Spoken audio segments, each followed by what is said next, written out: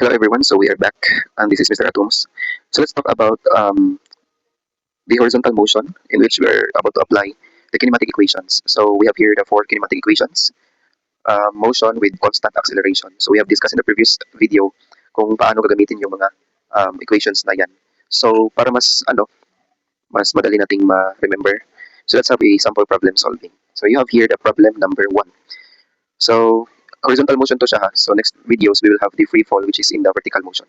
So number 1, kinematics finding the final velocity. So a motorcycle initially moves at 10 meters per second and accelerates at 2 meters per second squared for 6 seconds. So find the final velocity. So in this case, para mas ma-visualize natin kung anong nangyari doon sa motorcycle natin. So we will represent this one as an illustration. So for example, we have here, guhit lang kayo ng ganyan, and then from this position, yan. So let us say, motorcycle will represent by dot na lang, particle model. Hindi natin magdrawing og pagana ng motorcycle. So we have here as a dot lang, which is let us say moving towards that direction. Okay, so that's your motorcycle. So yung motorcycle initially moves at 10 meter per second. So ibig sabihin, meron tayong velocity. So since sinabi dito ng word na initially, so yung V natin dito is that is your initial velocity which is 10 meters per second. Okay? So kailangan talaga dito yung focus in comprehending or understanding the situation. Kasi may mga key terms dyan na ginagamit like this one. Itong 10 meter per second, we know that this is velocity. Pero what is that velocity? Is it final or is it initial? Okay? And accelerates at 2 meter per second squared for 6 seconds. So obviously, itong acceleration natin dito, let us say, from that point going to this point. Let us say, we will call this one as point A, and then this one is point B. So what are the other given? Okay?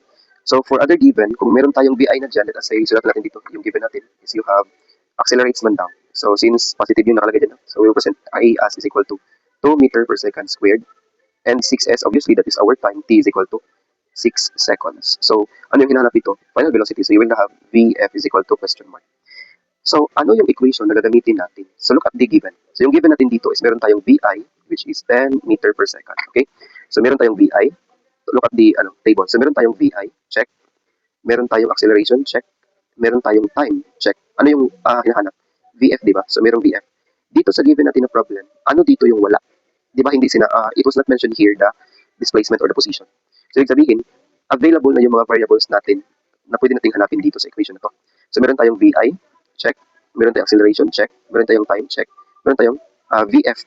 Pero yung Vf natin dito is question mark. So, it means we will be using equation number 1. Nakuha. So, by solution, you have to copy first the equation. But since the problem here is horizontal, so we can just write Vf fx. So, ibig sabihin along horizontal line or axis. So, Vix plus AXT. So, ito mga sinulat ko dito ng mga x, that indicates we are moving horizontally. Okay? So, after that one, we have to substitute the values. Ano yung hinahanap dito na variable sa tatlo? Sa apat. So, you have here the Vfx or the final velocity. Okay?